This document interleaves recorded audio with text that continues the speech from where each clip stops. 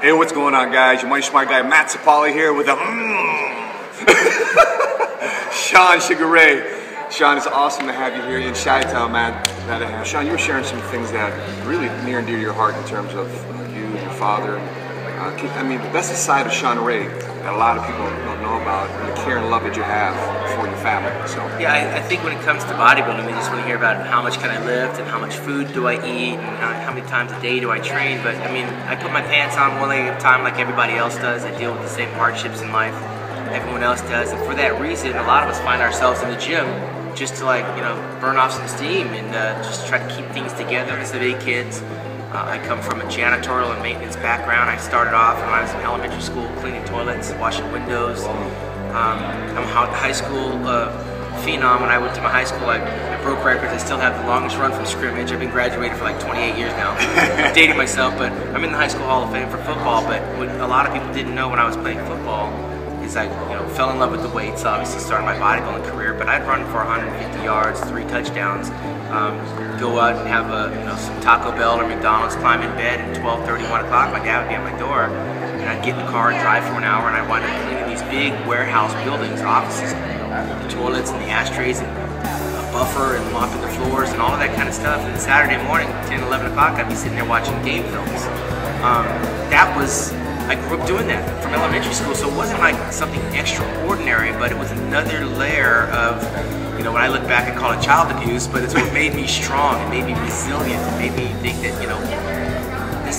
nothing's really hard. We were talking earlier about, the passing of time, and I lost my father, and how I coped with that. And of course, I got married, have 2 little daughters at home, and still managed to keep all the pieces of the puzzle together in post-bodybuilding. What would you say to people who say, I'm busy, I'm not where I am in my life, but I'm just busy? Yeah, I think there's something to be said for time management. I became a great bodybuilder very young because I was passionately in love with what I did. No one can measure the amount of love and care I had for my dad. I mean, everything comes back to my dad. I used to hate him when I have to get drug out of bed after a long night of football and I'm pushing him off in a bucket. I'm thinking, if my friends can see me now, why are you doing this to me? But my dad had a purpose for everything he did with regards to his children. And that helped make me strong and resilient. And time management, I needed to balance my time. I needed to know that if I'm going to go out and engage in a certain activity, that the boogeyman's going to be knocking at my door at 1 in the morning, and I got to pace myself. It's a marathon. That translated into my professional life. Planning for me is everything. Especially in your profession, when they transition to life after their professional career. Yeah, I was still a professional bodybuilder when I was looking at getting out of bodybuilding. So I didn't just stop bodybuilding. Okay, now what do I want to do? I tried to align myself with companies and businesses that would give me longevity in the writing department, because I was an expert on bodybuilding, so I was also a writer.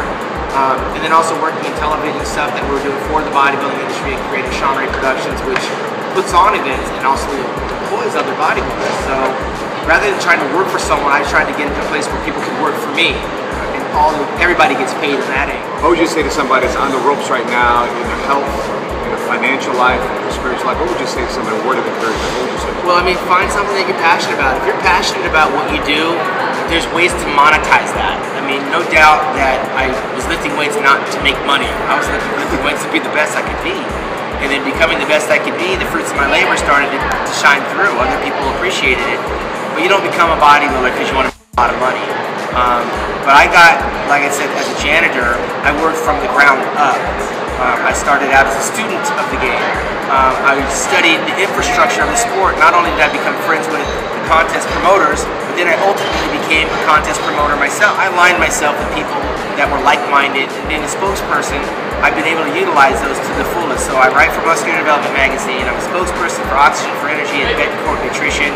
I promote Shawn Ray Productions by doing documentaries and DVDs. I put on muscle camps around the world and seminars, and I also am Masters of Ceremonies for other bodybuilding shows for other promoters. So I've leveraged my Hall of Fame career so that everything I do, I've got a revenue stream that helps keep a roof over the head, food in the stomach, and the girls at home happy.